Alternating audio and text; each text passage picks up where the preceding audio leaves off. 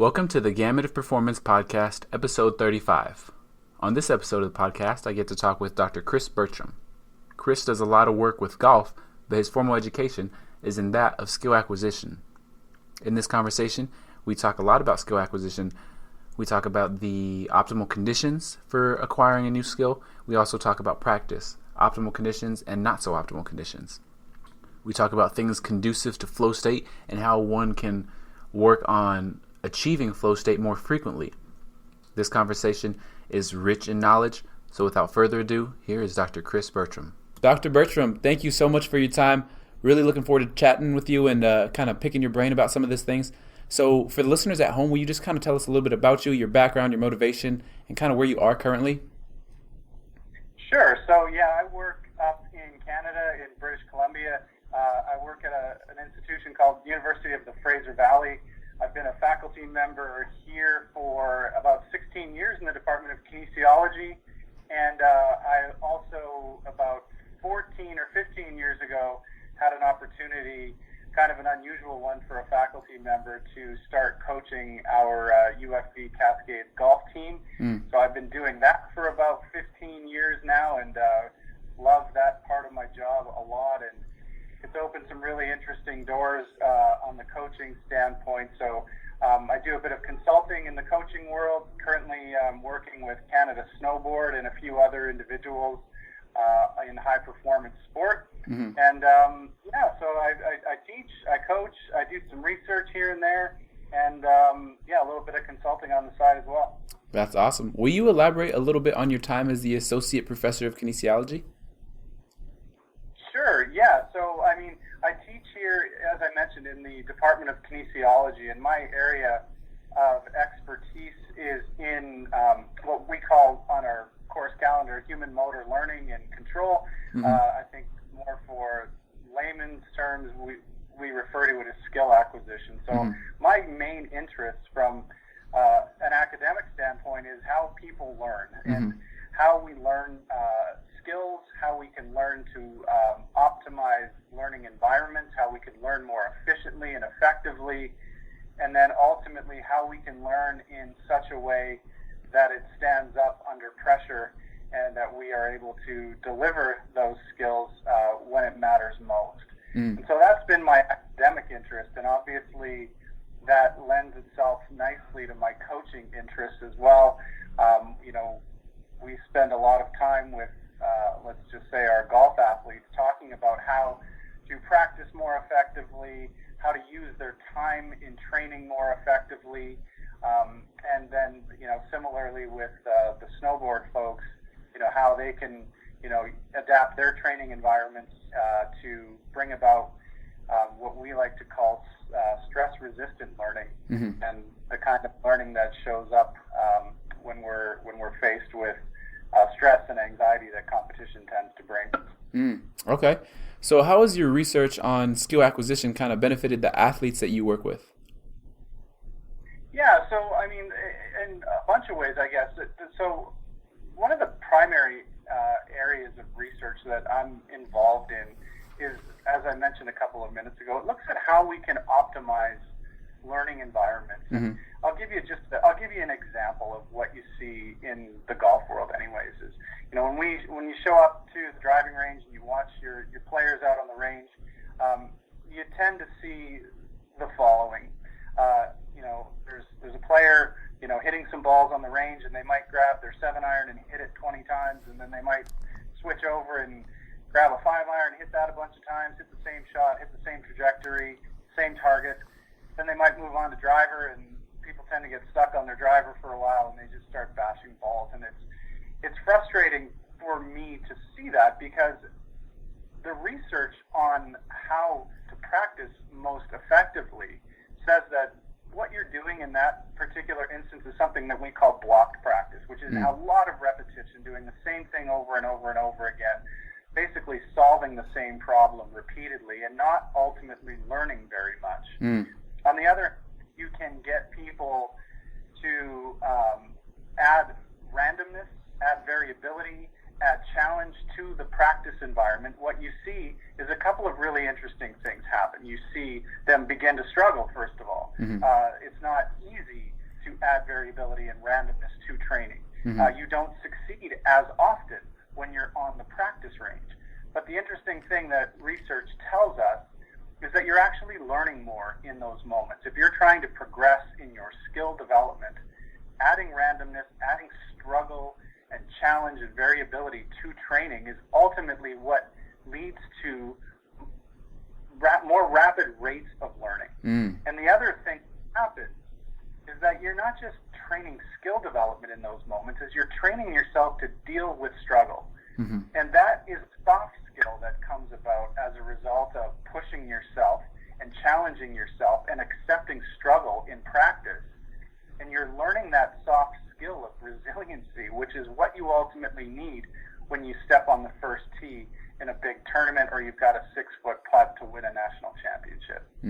Okay. That's really interesting, and we'll come back to that. But one thing I also wanted to touch on, so how do you go from being a golf coach to being hired by the Canadian national snowboard team? Yeah, it's a bit of a reach, isn't it? I get asked that a little bit, quite a bit actually. So, it's an interesting thing. A good friend of mine, Jeremy Shepard, is one of the leads at Canada Snowboard and the Canadian Sport Institute. And prior to his roles here with our Olympic teams, he was at the Australian Institute of Sport. And a lot of his experience in Australia involved working, not just with strength and conditioning and obviously with technical coaches and medical teams. They also have a strong dependence on people in my line of work, i.e. in skill acquisition.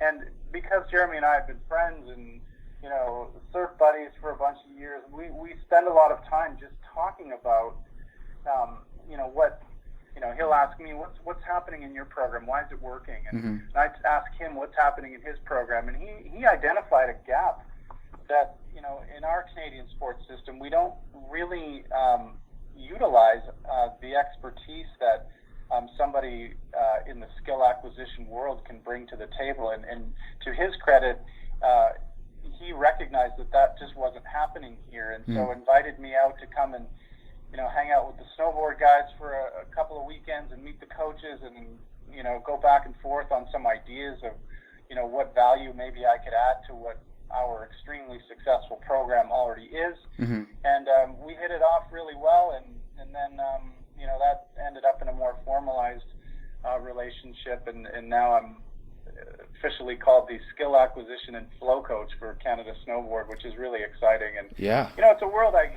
grew up in Canada near the mountains, and not that I did a whole lot of snowboarding, I was more of a skier, but I love that world, and I love the super competitiveness of what those guys are doing. They're just absolutely world class, and their successes in X Games and Olympics speak for themselves, and it's just a really cool opportunity that I'm embracing. That's awesome. That's quite the journey, and I mean, take as much from it as you can. That's really cool. So going back to the skill acquisition and motor tasks, right? So how do we define a skill?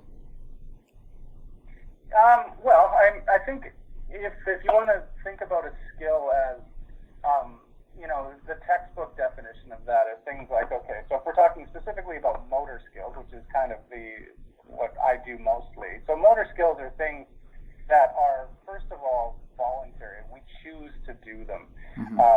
So the difference between, say, reaching out and picking up a cup, which we choose to do, and if we get our patellar tendon reflex tapped, that's not something that is voluntary, right? Skills are things that we choose to do, and there tend to be things that are learned over time.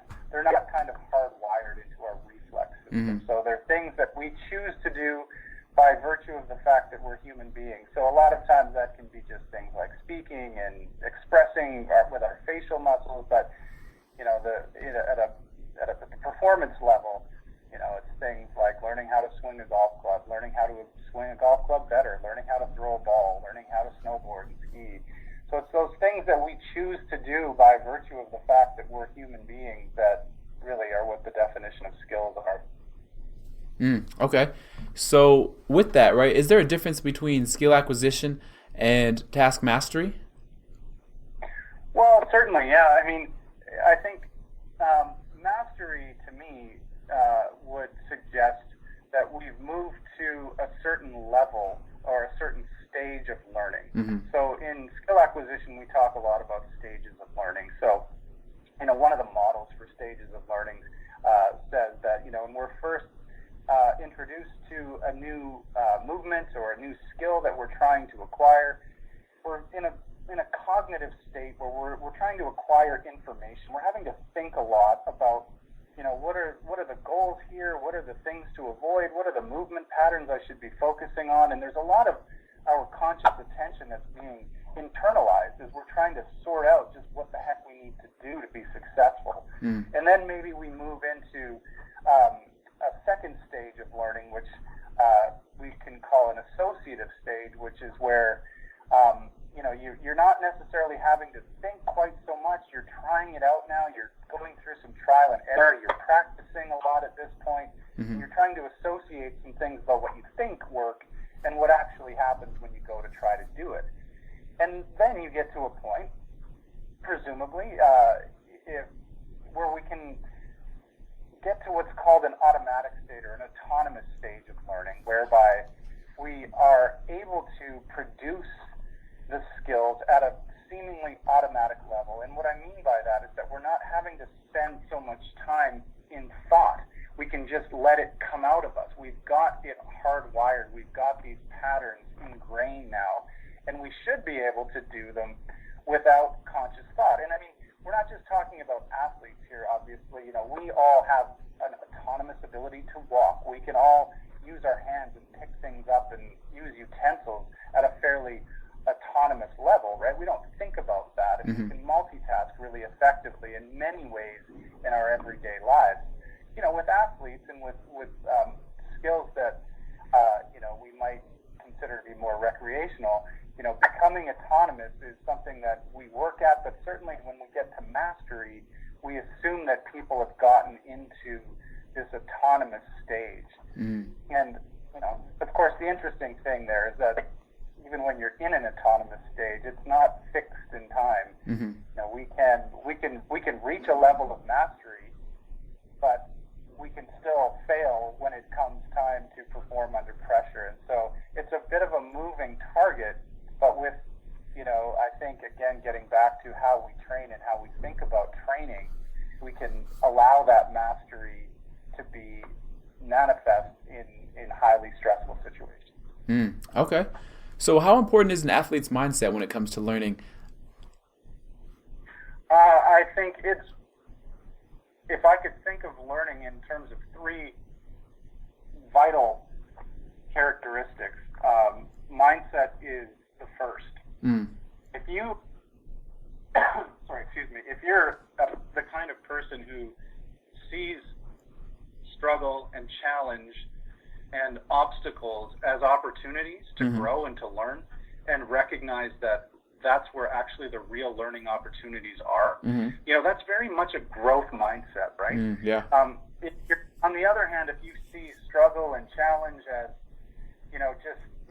that's just your lot in life, and, bad things always tend to happen, and things are just never easy for me, and, you get more into that fixed mindset whereby, challenges are things that, happen to you more than everybody else, and they're just, these things that are just unbeatable, and you're just never going to win. That is not the way. That is not the mindset of a successful athlete. So, when you talk about the mindset of success, I think first and foremost you have to come at challenge and learning and performance from a place whereby you say, we need struggle. We need to embrace it. We need to seek it out. We need to find it, because that's where the learning opportunities really lie. And then we recognize that when we get into a competitive situation, that you're capable. You've dealt with this before. You know you can do this. You believe in your abilities. That all comes from a growth mindset, and it's incredibly important for basic foundation in sport Yeah. and as athletes. And, if you can keep building on that, that's where real progression comes in. That's where real expertise and mastery comes in, Mm-hmm. and ultimately delivering on the competitive stage. Okay, interesting. So going back to an earlier point, right? Your role at Canada Snowboard is flow coach, right? So that's not necessarily a term that's thrown around a lot. So can you kind of describe what flow is? Sure. It's a really interesting area of study, and it's something that's fairly new. I mean, I think people might have heard the concept in the expression "the zone." I mean, it's a concept that's been around for a little while, but Mm-hmm. It's kind of evolved into this newer idea of flow and flow states, and a flow state. There's two ways to describe what that is. I think there's first of all the kind of subjective experience of being in flow. Mm-hmm. That's that experience we have when we're involved in something really cool and exciting, and it could be something really easy and like every day, like a conversation. When you're really enraptured in a conversation with somebody, what you find is that your conception of time is distorted. So, all of a sudden an hour has passed by and you didn't even realize it. Mm. There's that sense of deep embodiment, and you're there and present in the moment. Mm-hmm. There's this, element maybe that there's some risk involved, and, there's this merging of action and awareness whereby we just everything's just happening and we're not having to think about it, right? So that's the subjective experience of being in flow that I think almost every person can relate to, regardless of whether you're a so-called adrenaline junkie athlete, Yeah. which tends to use the term more often. Yeah. The other way I could answer the question is that a more objective and sort of quantifiable experience of flow. So some of the things we know about flow and flow states now, first of all, there's a neurochemical experience that happens in flow. We have an adrenaline rush, and that usually is followed up by, if we can push through adrenaline, we can get into, more of an endorphin state. Mm-hmm. There's a neurophysiological element to flow. So one of the things that we know about flow state, so, for example, if we were just to put some electrodes on your brain and look at the electrical activity coming out of your brain, right? Mm-hmm. We can do this very easily. And you see that, the electrical activity of your brain comes out in pulses, and a certain number of those pulses per second, and that's called hertz. So if we look at, your brain, when you're, say, just waking up in the morning, you're coming out of a deep, very relaxed state. The electrical pulses coming out of your brain are quite slow, and there might be, maybe 4 or 5 per second in terms of the peaks that are coming out electrically from your brain. Okay. Now, if you go from that and you go into a really highly stressful situation where you're full of anxiety or fear or anger or frustration, all of a sudden those peaks, those number of peaks per second can go up to, 30 or 40. Mm-hmm. So the amount of output that's coming out of your brain ranges from anywhere from like 2 hertz, 2 cycles per second, up to like 40 and above. Mm-hmm. Now, the thing about flow states is that it's been identified that when somebody's in flow, that the output of their brain is somewhere around 10 hertz.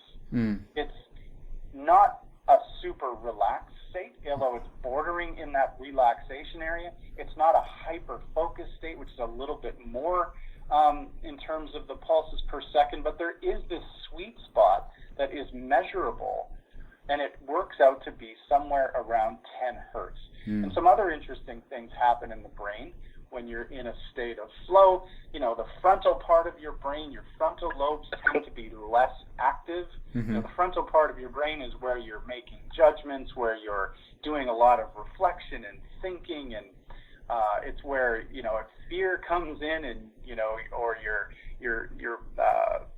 thinking about what the consequences of your actions might be, that all happens in the front part of your brain. And people who are in flow tend to be what's called hypofrontal, meaning that there's less activity in the front part of your brain. So the experience of flow can be described in words and what the experience is for the person who's there, but we can also measure it, and we can give some quantifiable numbers and data to what the flow state actually is. Okay. No, that's really interesting. So why is flow such a powerful state, and how does it benefit athletes?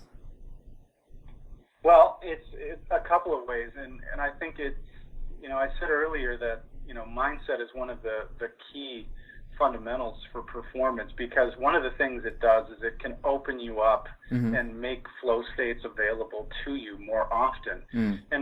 And the things that we know about people who are in flow, the two most critical things that have been discovered about flow states. Number one, if you induce a state of flow, which you can do, like you can get somebody into a state of flow, you can use some neurofeedback techniques to get somebody used to being in that state, because you can ultimately self-regulate what's happening in terms of the output of your brain. Yeah.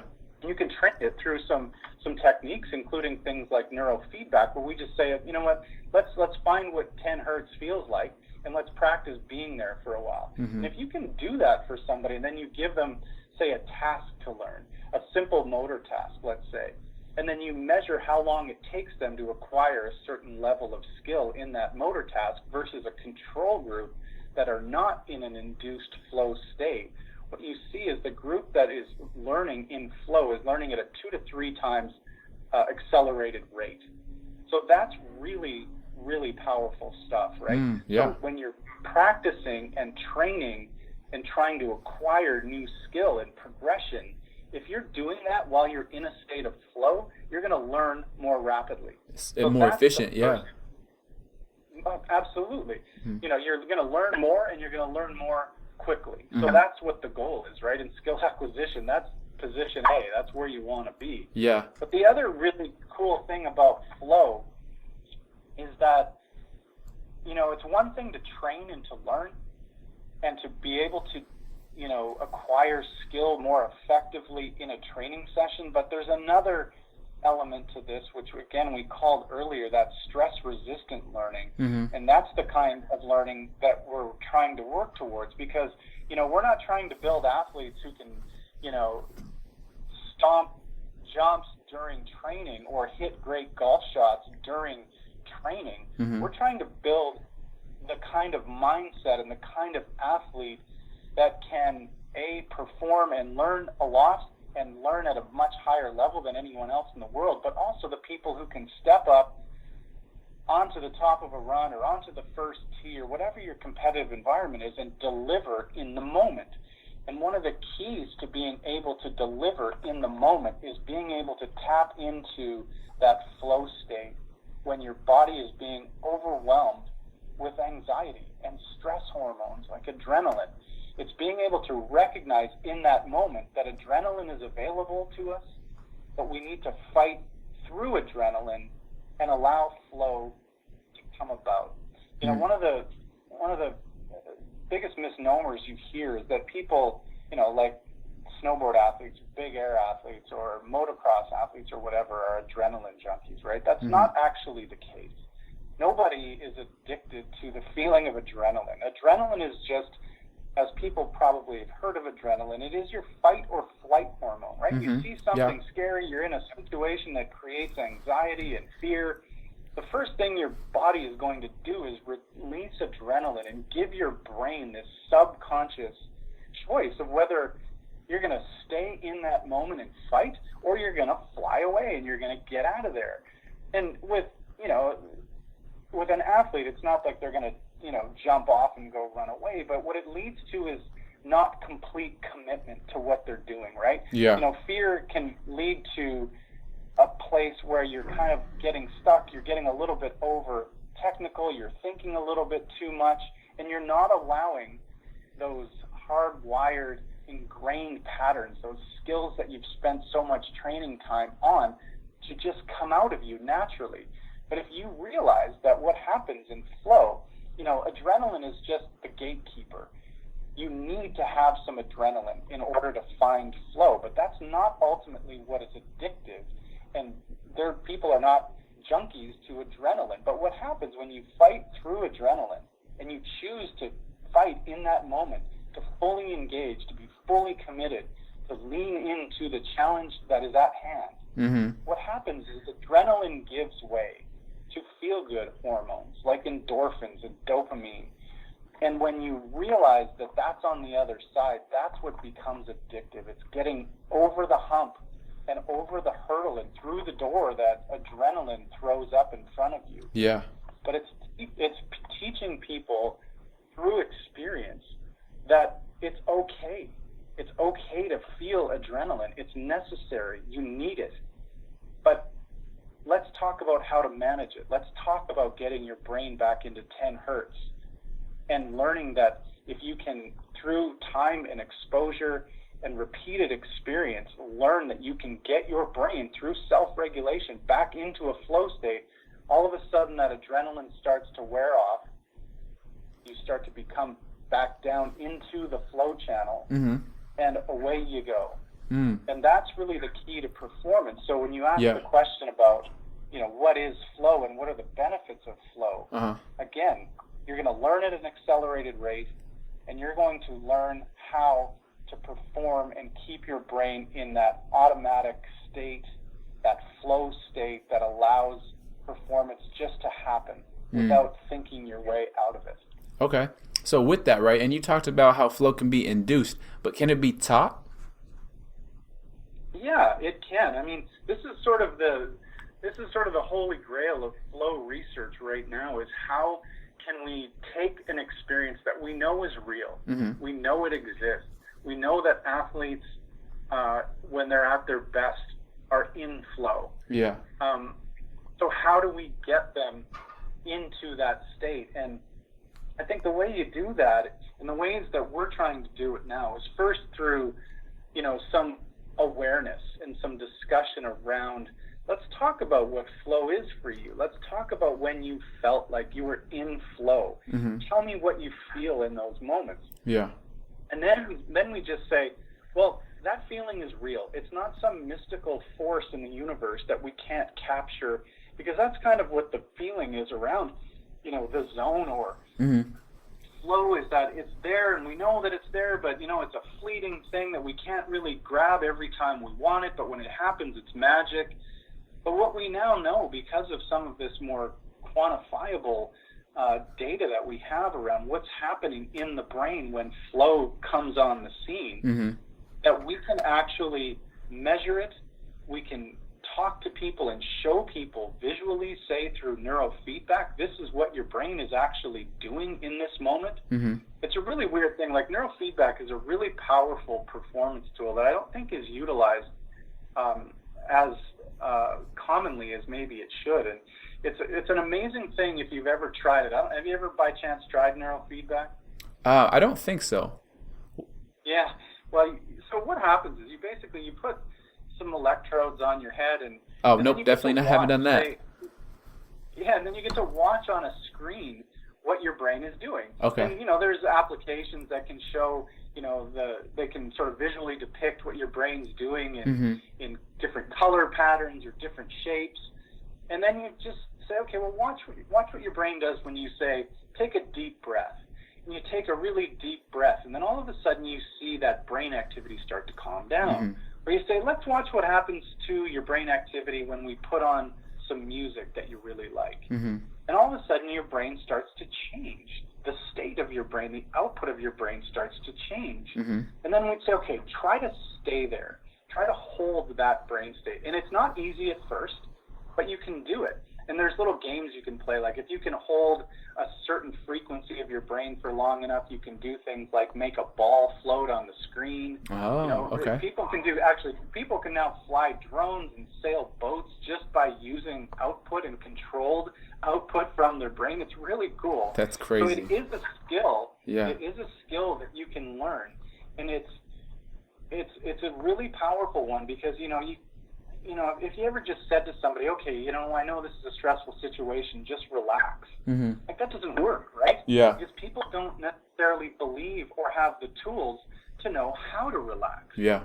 Or how to change the output of their brain. Mm-hmm. But when you show them on a screen that by doing really simple things like taking a breath actually changes the output of your brain, mm-hmm. you can learn, almost like learning to use a muscle that you didn't know you had. Mm-hmm. You learn that you can control it.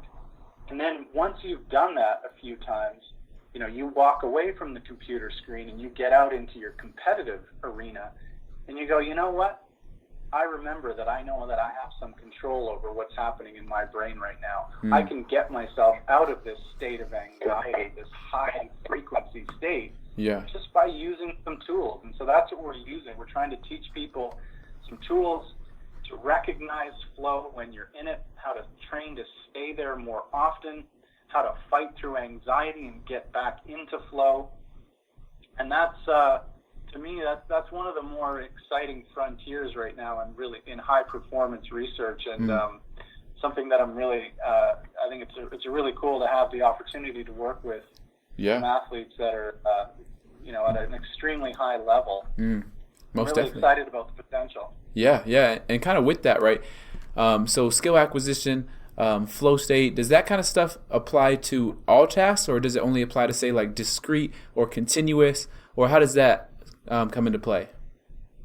Well, it applies to absolutely everything. I think it can apply not to all sorts of different tasks. I mean, you talk about discrete and continuous tasks. I mean, those are things like, a golf swing is more of sort of a discrete task, where, a continuous task is something more like snowboarding, right? And where you're kind of, there's no specific start and end. It's kind of more flowy, if I can use that word. And absolutely it can apply there, but it can also, it doesn't even have to just apply to athletes. I mean, this can apply, I think every single human being can utilize flow states more effectively in their life. And I'll give you an example, like, even right at this very moment, right? We're recording this conversation, we're having this, meaningful, thoughtful conversation.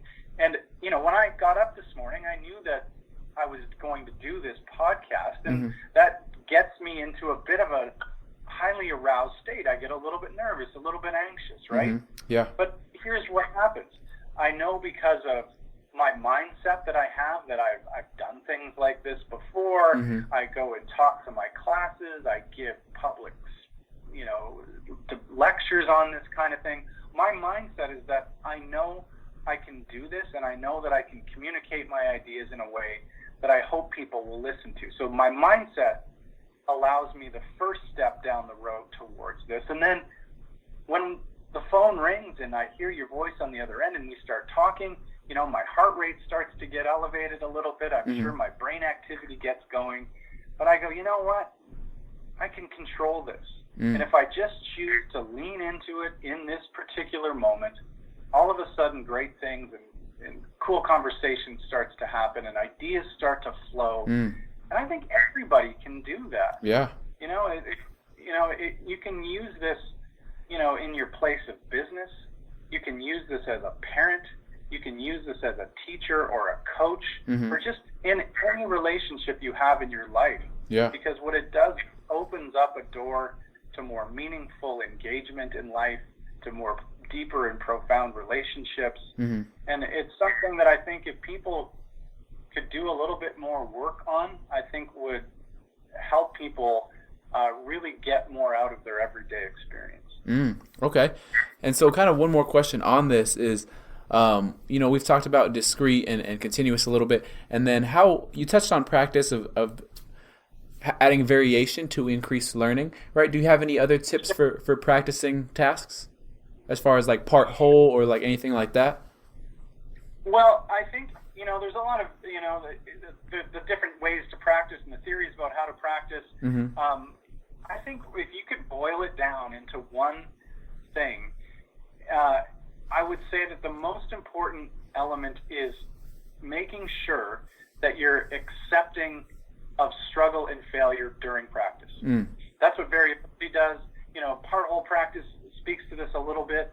There are many ways to do this.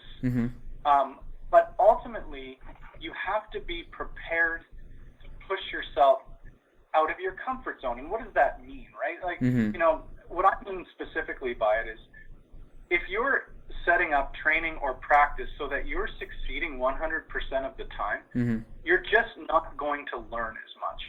And you're not going to learn in a stress-resistant way. Yeah. If you can push yourself to a point of failure and challenge and struggle, and then embrace that moment, you're really going to be onto something. And this is the hardest lesson I think you could possibly teach an athlete, or, by the way, a coach. Because athletes don't like to struggle. Athletes don't like to miss shots in practice or fall on a run in snowboard. Coaches don't really like to see it. Coaches get mad if they see their players in practice not executing, right? They make them run lines or whatever. But the mindset has to be that through struggle comes learning, and the right kind of learning. Yeah. And so if athletes say, I ask an athlete, how'd it go in practice today? Well, it wasn't that, I was struggling a little bit. I was missing shots and I was falling or whatever. I say, good. That's fantastic. That's what we're looking for. We don't want you to nail everything every single time. You have to embrace the fact that through that struggle comes learning. And coaches, my goodness, really need to change their mindset about how they view struggle and failure in training. Yeah. You almost have to seek it out. And then you have to embrace it when you see it. And that's the hardest thing for coaches, because they don't feel like there's any, when you see people struggling and failing in practice, too many coaches feel like, you're just not getting it. Yeah.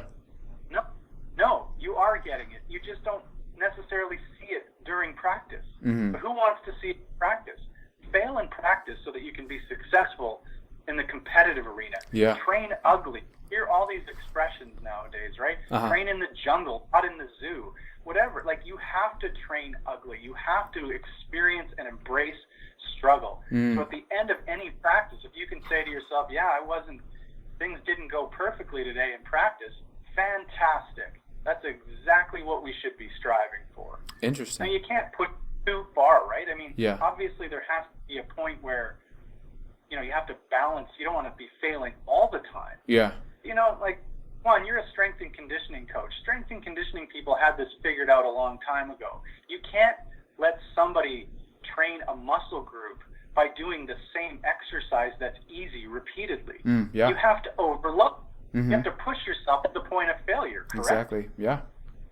So why aren't we taking that mentality into the skill acquisition world and saying, you know what, let's not lift the same light weight every day in practice. Let's push ourselves. Let's overload. Let's fail. Yeah. Because that's where change happens. That's where strengthening happens. And if we're talking about mental strength here, that's what we're going to do through struggle. And it's really interesting when you put it in those kind of terms. It's a lot easier to grasp. So, no, I like that. And I think that's a concept that a lot of coaches miss, right? Is anytime there's a mistake, right, we're punishing kids or something like that, when in reality, that like you said, the mistakes are when the growth happens. So I think that's a really interesting point. Right. Yeah, I mean, there's obviously with coaches, I mean, they want to get people engaged and get their head into training, which is not always easy. And sometimes if you see people not executing because they don't really seem like they're tuned in or checked in or engaged, then you got to get people fired up.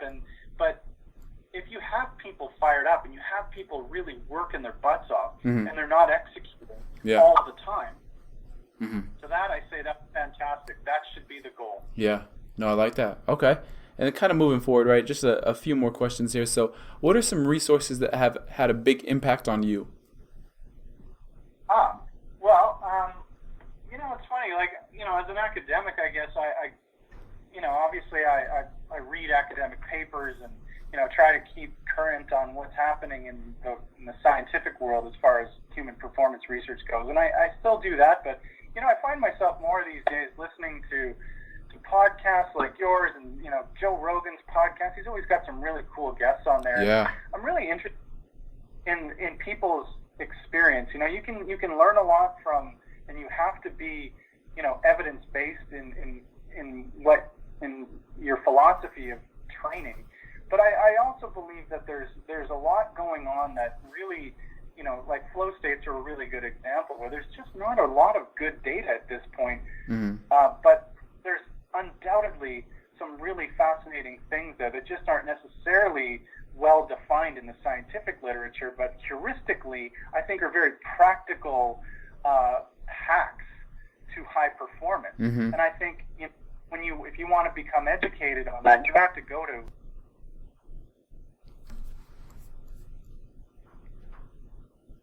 the resources that I think I try to look towards.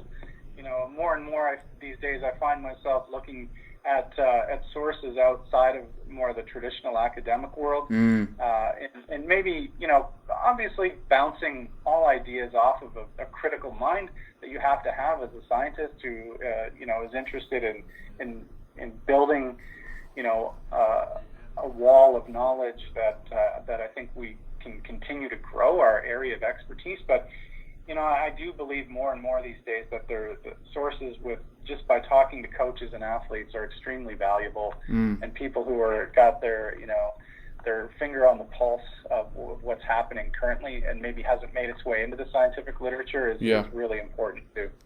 No, I like that. Okay. And then kind of moving forward, right? So this last segment, just a few rapid fire questions. So what are some quotes that you live by, if you have any? Okay. So let's see. Maybe there's a couple things actually. One of the quotes that I picked up from the coaches at Canada Snowboard and Jeremy Shepherd specifically is that success happens when your behaviors match your values. That's something that I spend a lot of time with our athletes talking about what their values are, what drives them, what are their core values as a person and as an athlete. And I really do believe that when people start matching up better their core values and what it is that drives them at a really basic level, and when they can match those things up with the behaviors, not just in training or competition, but in life generally, I think what that leads to is a level of performance that I think is really profound, because too often I see, I work a lot with student athletes, right? And, when I see that, they're struggling in school or they've got distractions in their everyday life, eventually that starts to show up on the golf course. Yeah. It shows up in their competitive arena, right? And so we spend a lot of time talking about values and how to think about values and how to try to live up to your values, and through commitment to hard work or whatever it is. And when people do that, more often than not, it seems to me through my 15 years of coaching that miraculously competitive results start to improve. And so, matching behaviors with core values is key. So that's one. Another one that actually doesn't come from the sports world at all. It actually comes from a famous musician named Charlie Parker. He said, and I'm paraphrasing here, but he says something along the lines of, you have to learn your instrument. You have to practice, but then, when you get on stage, you have to forget about all of that and just wail. And that's really a cool thing, because, again, it speaks to this idea of flow going beyond just the sports world. But if we want to relate it to that, you have to grind and work hard and practice hard and struggle. But then when it comes time for your moment, when everything's on the line, you have to turn off that thought, that technical thought, what you've been doing and working on, and just let it come out of you. Just wail. And I think that's a cool quote that I've got posted all over my office right now, and something that I try to preach whenever I'm in front of a group of athletes or coaches. I love it. Okay. Moving forward with that, is there a thought or experience from your past that you've held on to that has made a big difference in your life now? I think a lot of it, and look, I've talked a lot about struggle today, and I think everybody in their life has had struggles, whether they be personal struggles or professional struggles, and I've certainly had my share of struggles in my life at both of those levels, and I think if the lesson that I've learned is that number one, you have to recognize and embrace that through those moments of challenge and struggle that there's going to be growth. Mm-hmm. And you'll get there if you can just be persistent. Mm-hmm. Persistence is really the key in all of this. Mm-hmm. When you get doors slammed in your face, when you run up against obstacles, when you're trying to, create some new movement pattern or hit some new shot or pull off some new trick, you're going to find obstacles along the way. Mm.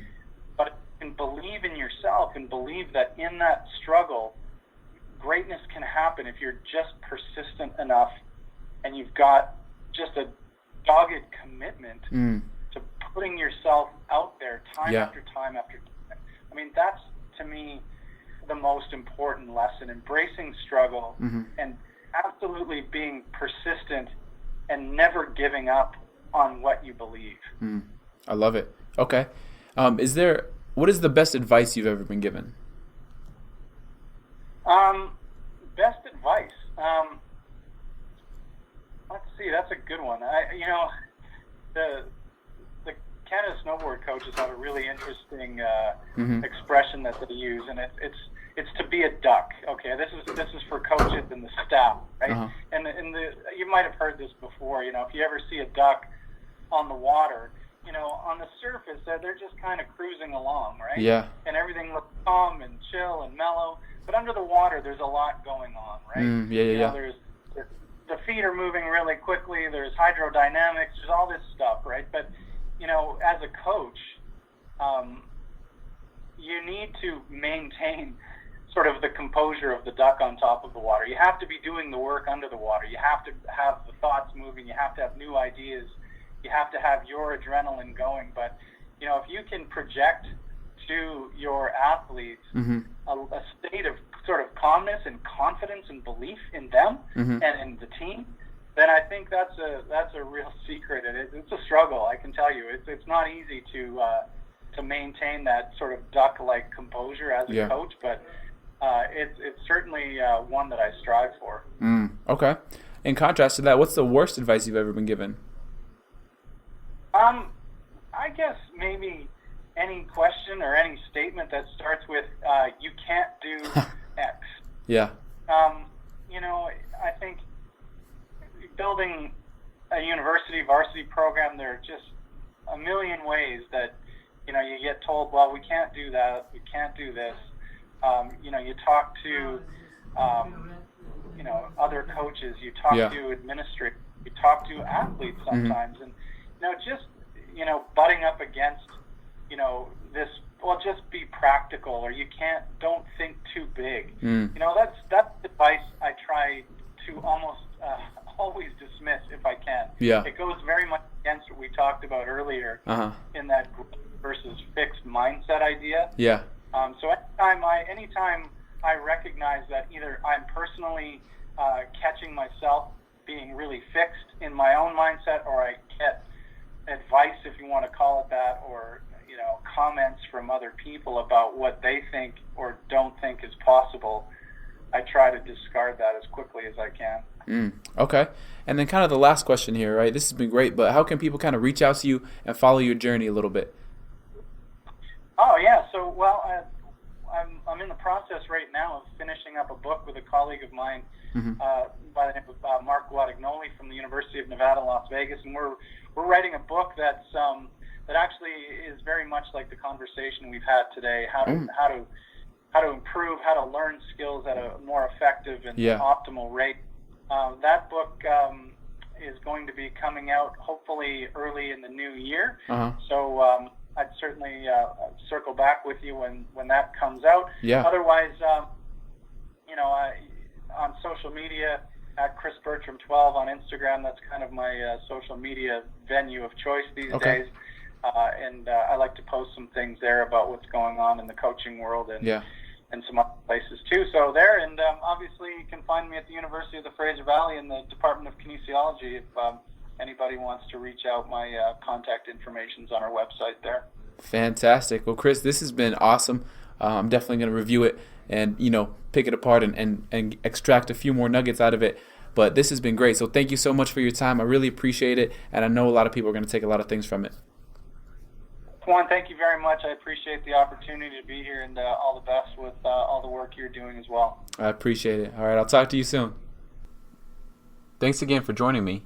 And if you enjoyed the podcast, please head on over to iTunes and give me a review, or go ahead and give me a 5-star rating.